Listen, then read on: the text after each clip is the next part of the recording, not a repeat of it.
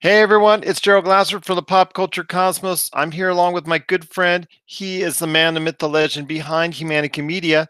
You got to check out everything today at humanicamedia.com, Humanica Media on Facebook, YouTube, Instagram, and so much more.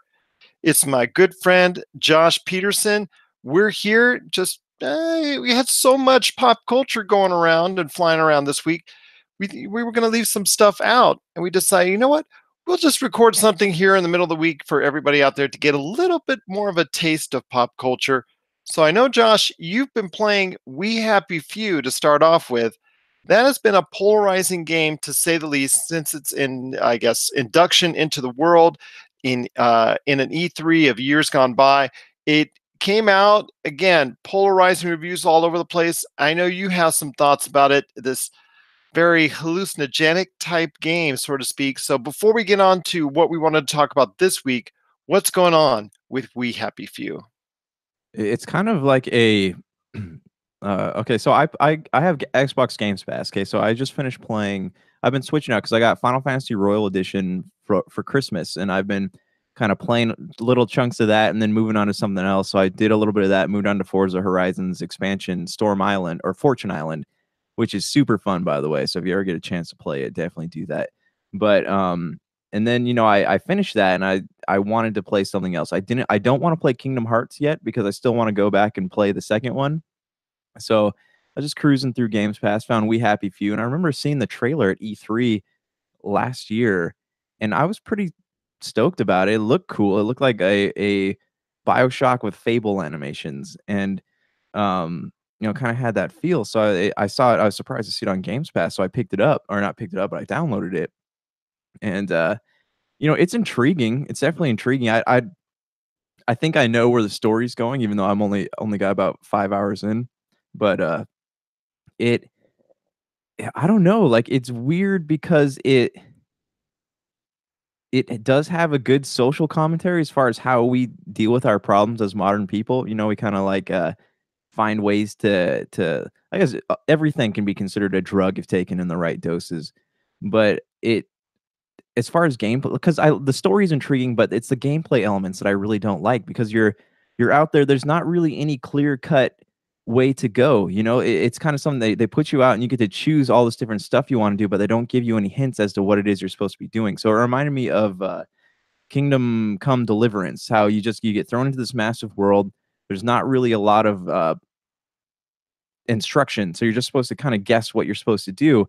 And so I got out there and I started playing. It's cool because you need to forge your own weapons, you gather materials, you even need to create your own bandages. It really is a survival game, and it's at its heart, it is a survival game. And so you pick up these sticks, and there are some things where they say you have to do that, right? And they put waypoints on the map, but like you're thrown to this community and you okay, so here's the rundown. People inside the city, like they take joy pills because there's some big tragedy in the past that they want to forget about.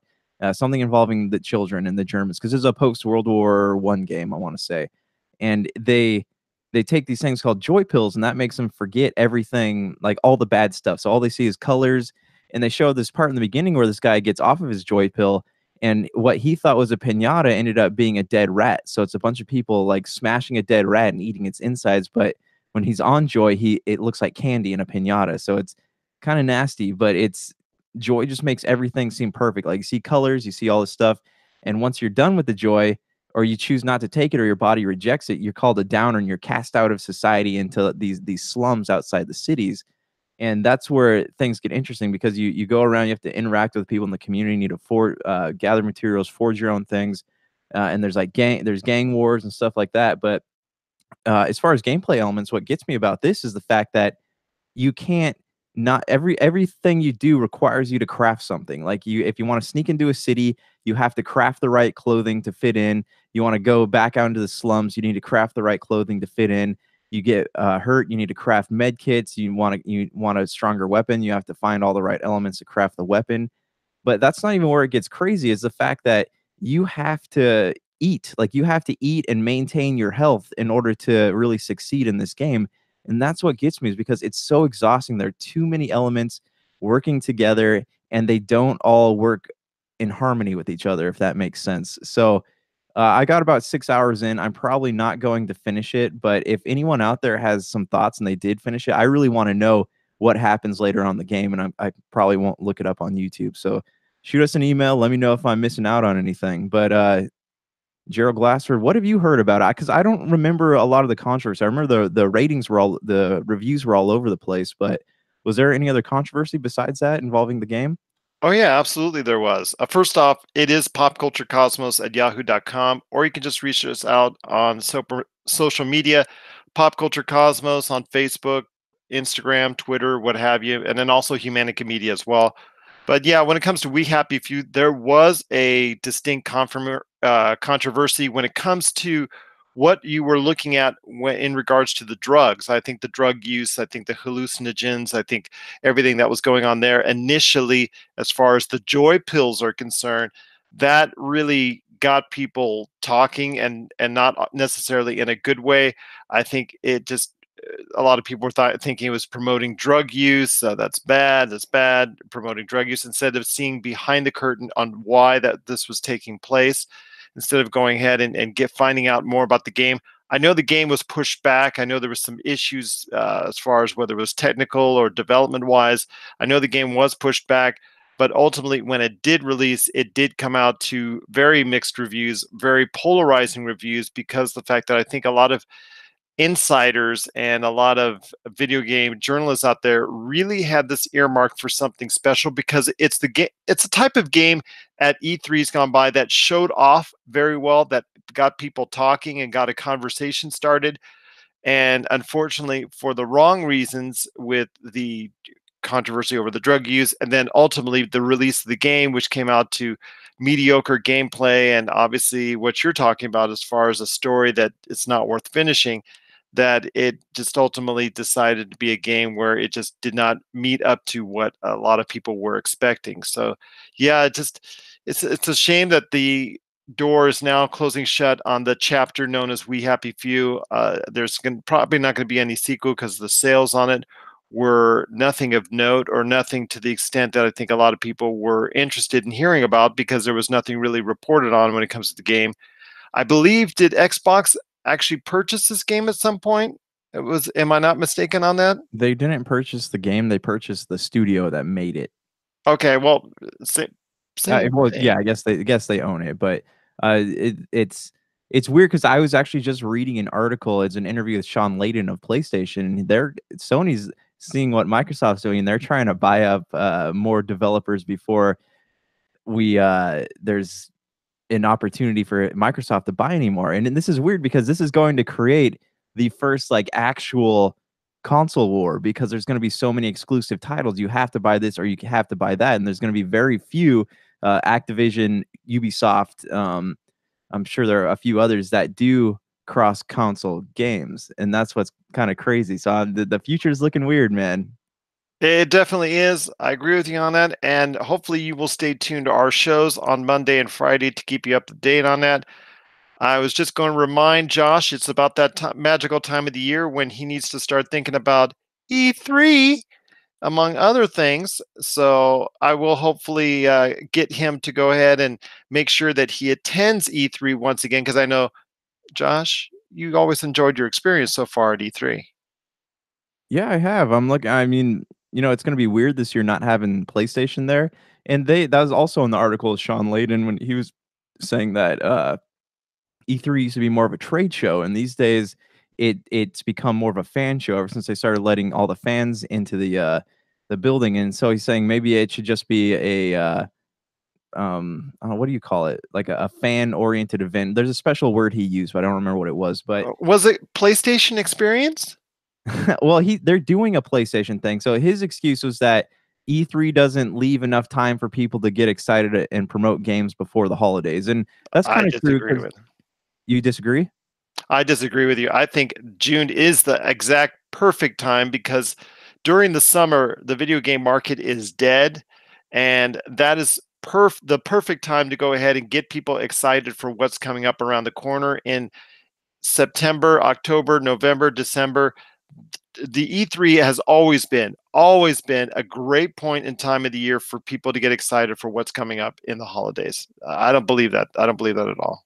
So my thoughts on this is that I think it's a good time to have the actual show of E3, and get people stoked about what's coming. Because most of the stuff that gets shown at these press conferences now, they don't come out for a year or two afterwards. Microsoft does that quick montage at the end to show everything that's coming out this year, but a lot of it we don't see for a year, 2 years, sometimes 3 years, or 10 in the case of Final Fantasy. But the as for like a game like Tomb Raider, remember they dropped that trailer 2 weeks before E3, and there wasn't really a lot of time to market it before the holidays. And I think in that case, there are special cases where that can be true.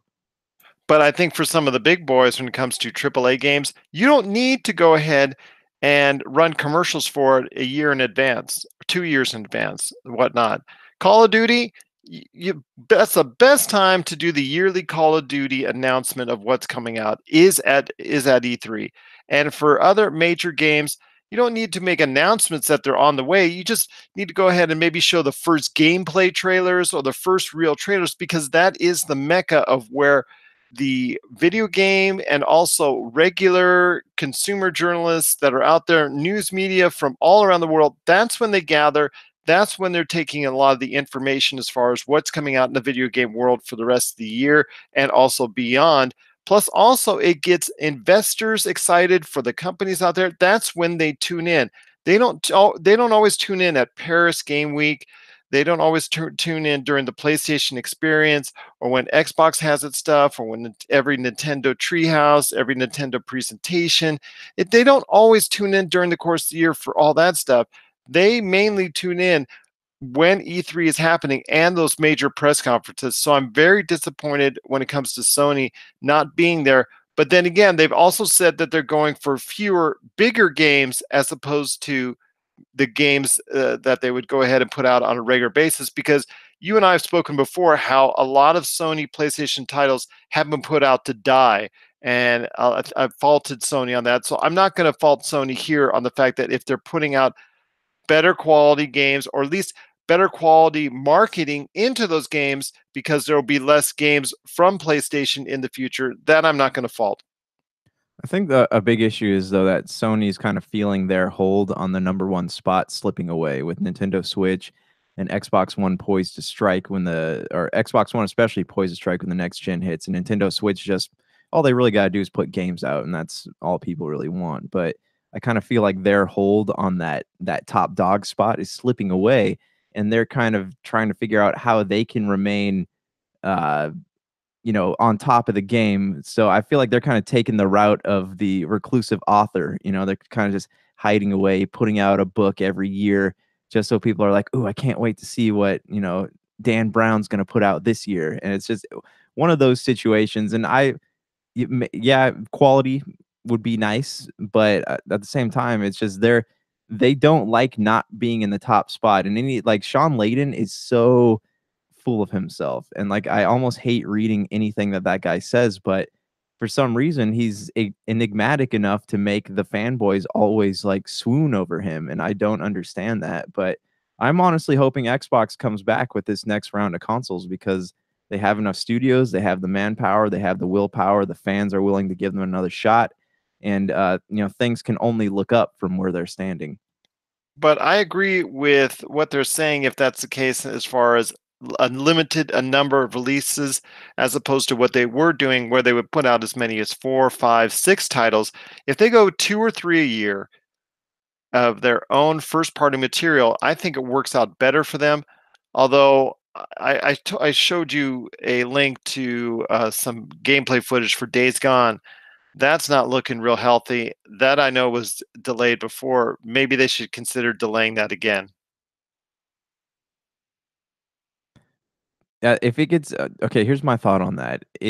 Maybe it's not going to be great, but if it gets delayed again, it's going to die. That's it. Like people don't care anymore.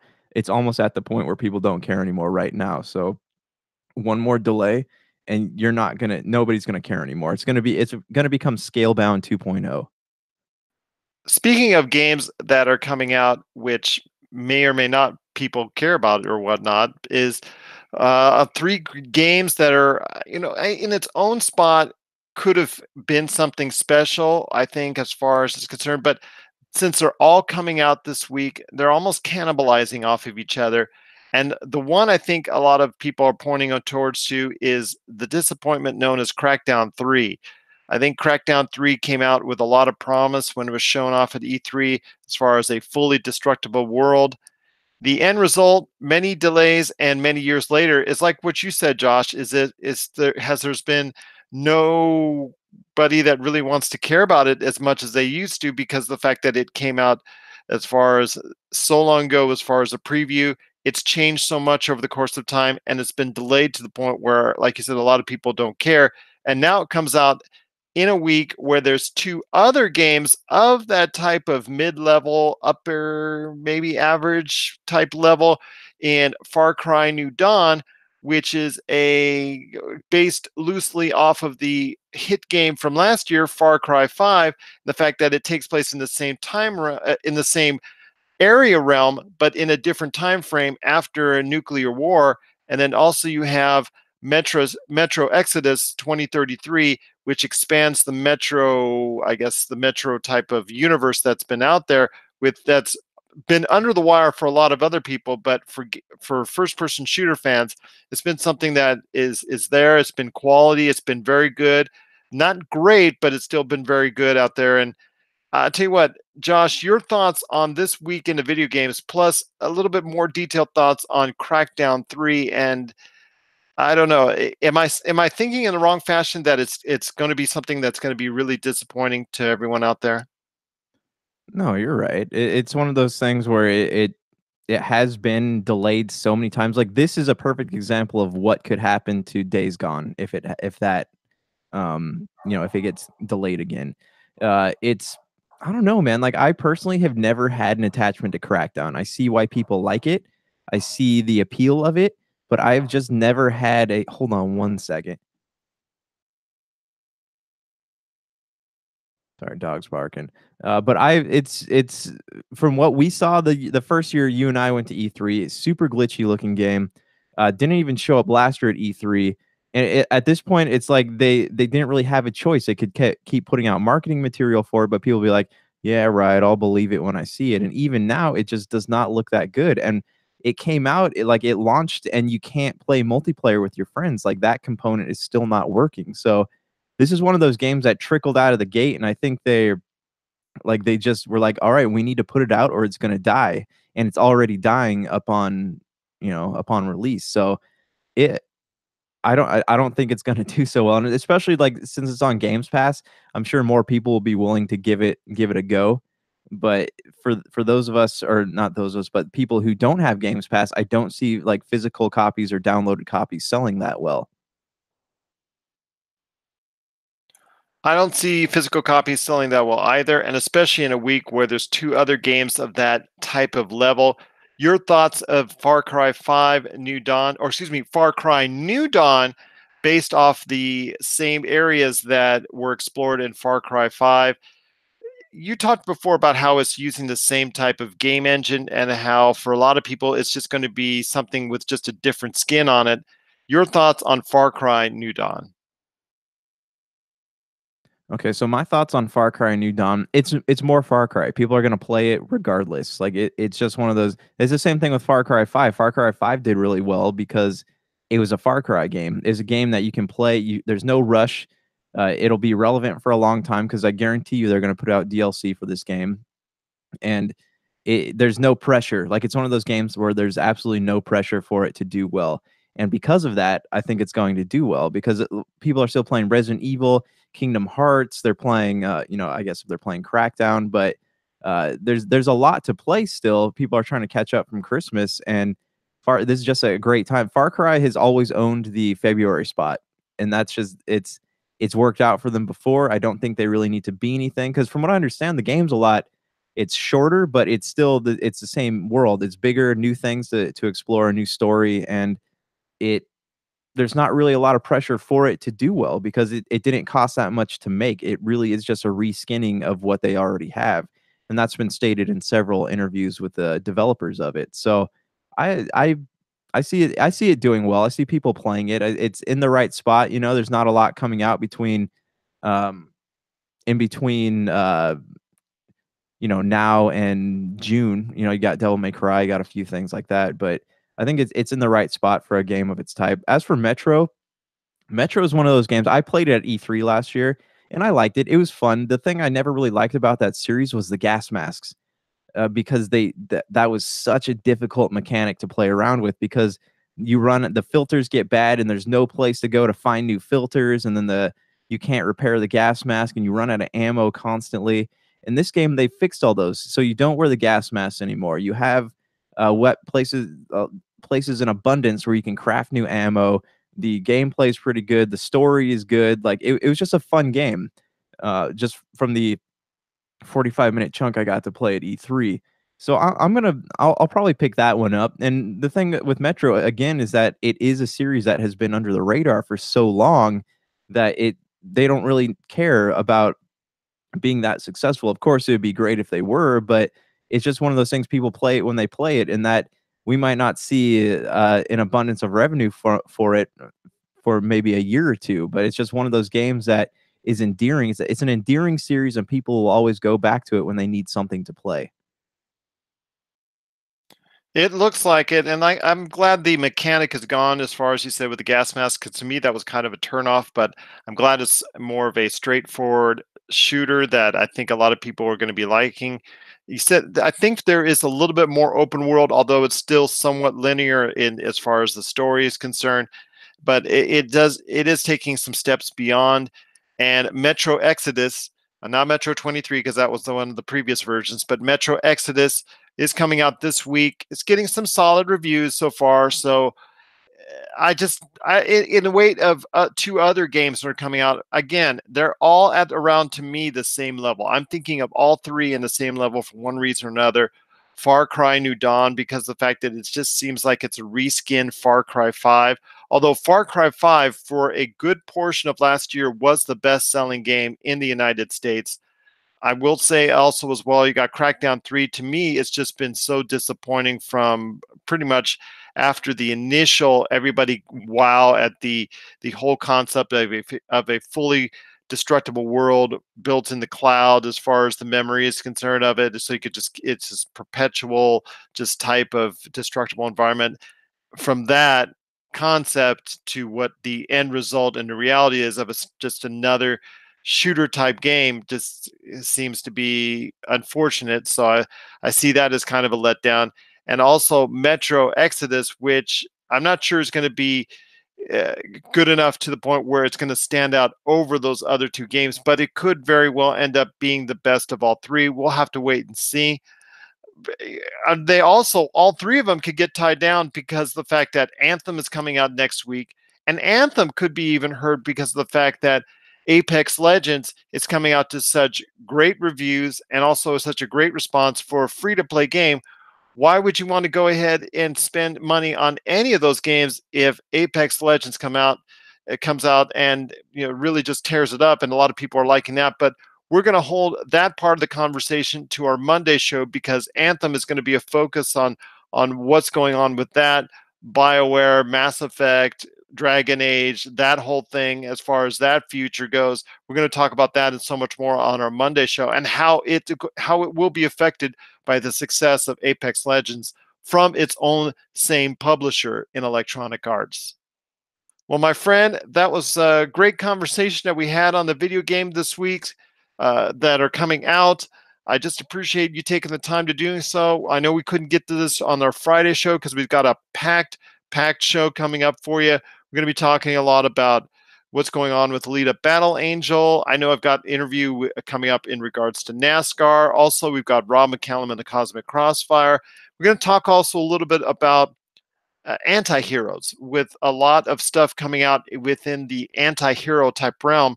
And if it's going to get a little bit too samey, or it's going to be a little bit too much very quickly. And we're going to talk about some of those shows and projects coming up that have all the same type of theme, where these heroes don't want to be heroes, but they have to end up saving the world, or these type of rejects or outcasts or what have you that go ahead and end up being saving the day for some reason or another. So we're going to talk about that on our Friday show. Hopefully you get a chance to listen to it. It's the PCC Multiverse.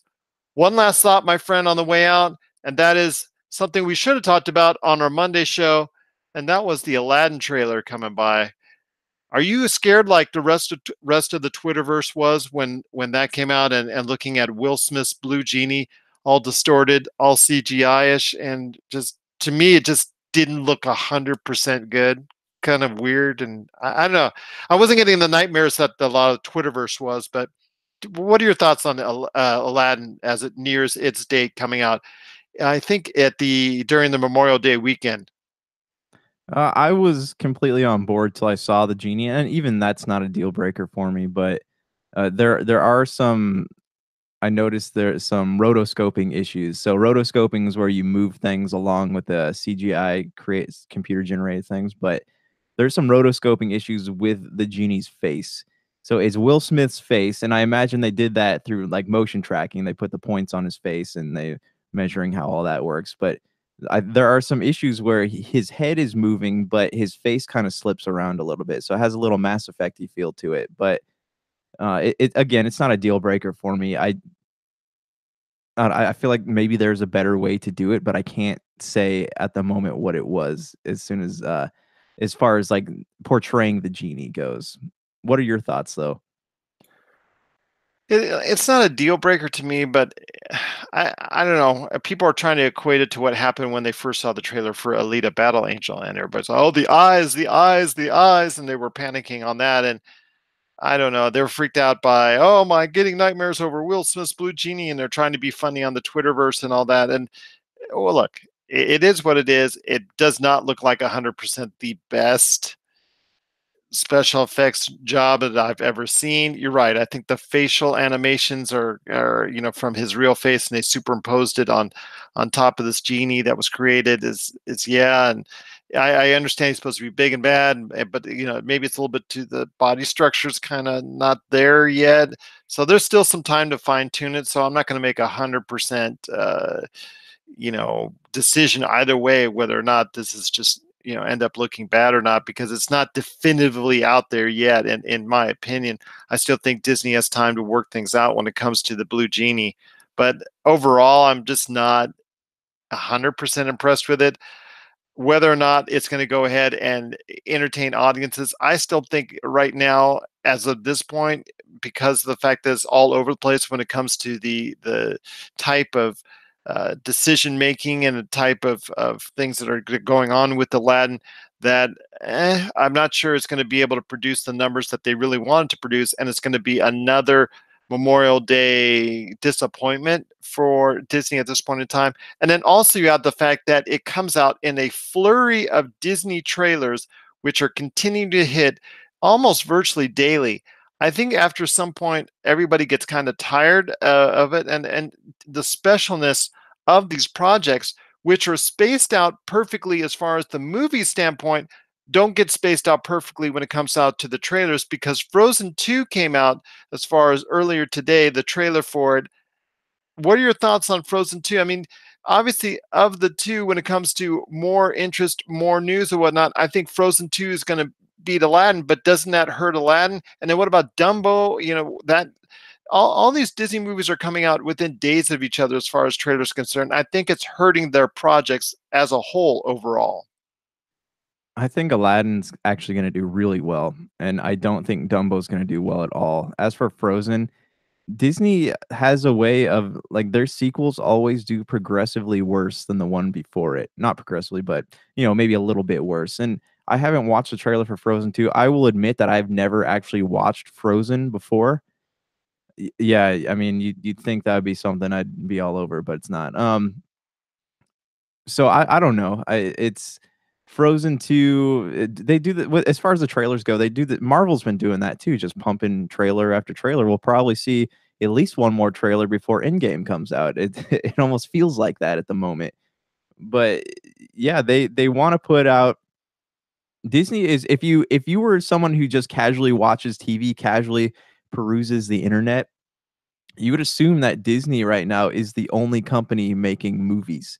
And that's not good to me. That's weird to me. And it's all, and I don't know. Disney has money to market films, but there's a lot of films out there that are good but die from lack of marketing. So it almost doesn't seem fair to me. But I do think Aladdin's going to do well there because it is a beloved Disney movie. I don't think it's going to do well as Lion King's going to do, but it is a movie that is loved by so many people, and it's honestly just the novelty of seeing it in real time that people are going to be attracted to it. The genie, say what you want about the genie, but you look at the way everything else is painted though, like the Cave of Wonders, the city, just the way everything looks like there was a lot of time and effort put into that. So I feel like that's going to be a movie that does really well despite the issues with the genie. It'll be memes forever, but the movie will still do relatively well. Josh, whatever hangups that you have in regards to Frozen, you need to just let it go. Let it Wah, go. wah, wah. Well, that's going to do it for PCC Extra. Hopefully, you get a chance to check out our previous Monday episode that's available now on all of our podcast networks and also on many radio stations. It's getting replayed because our radio shows get replayed 7 days a week because we produce 2 new shows each and every week to not only our podcast but also our radio stations that we send out there. So it gets replayed all over the world 7 days a week, and we cannot thank enough those stations for doing so. Plus, also, we want to thank our good friends at Miracle Fruit Oil for their awesome product, VitaBrace gaming bracelets. You want to go ahead and give that a try. We put a promo on here already, so you already know where to go as far as miraclefruitoil.com, and then also take care of the special code. And we'll still give you a game. I think a game is still in the offering if you go ahead and buy a VitaBrace. So here's what we're gonna do. If you send us a picture of your order confirmation, we will send you a game. Send it to our email at popculturecosmos@gmail.com. Right? Is that the one, or is it yahoo.com? Yahoo. Let's go for Yahoo. Okay, send a picture of your order confirmation screenshot. That's all we need to popculturecosmos@yahoo.com, and we will email you a free game code. There you go. Is it still Sonic? It is still Sonic. We'll invest in some more coming up here soon, but we still have plenty of Sonic games to give away. Sounds good, my friend. And then also, if you get a chance, check us out on our Friday show that's going to drop. We're going to, like I said, talk about a lot of good things coming there as well. So for Josh Peterson, it's Gerald Glassford. It is another beautiful day in paradise right here on the PCC Extra. We thank you for listening, and here's hoping you have yourself a great day.